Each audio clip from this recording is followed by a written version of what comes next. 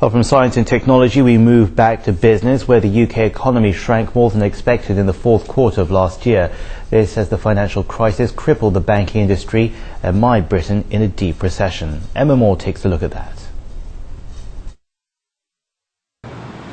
Britain's economy shrank at its fastest pace in nearly 3 decades at the end of last year, sending the economy into recession for the first time since 1991. Just released official statistics show GDP fell 1.5% from the previous quarter, following a 0.6% decline in the third quarter.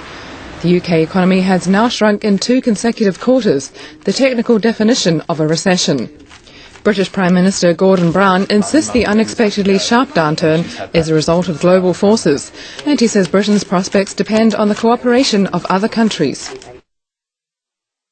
We are fighting this global recession with every weapon at our disposal, and I think people will know that in addition to interest rate cuts, the VAT cut, what we've done for pensions and for child benefit, which have been raised, and also what we're doing for public works, we're doing everything we can to take us through what is a global banking crisis.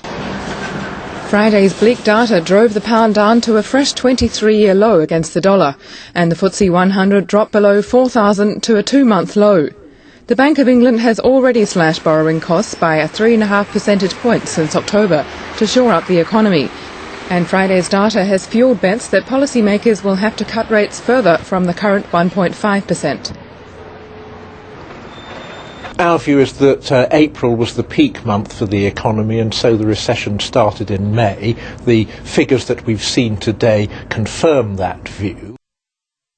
Britain is the first major developed nation to publish growth data for the last 3 months of 2008.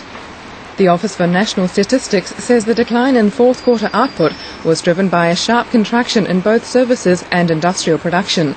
The UK's economy grew by just 0.7% in 2008 as a whole, the weakest annual growth since 1992. Emma Moore, CCTV.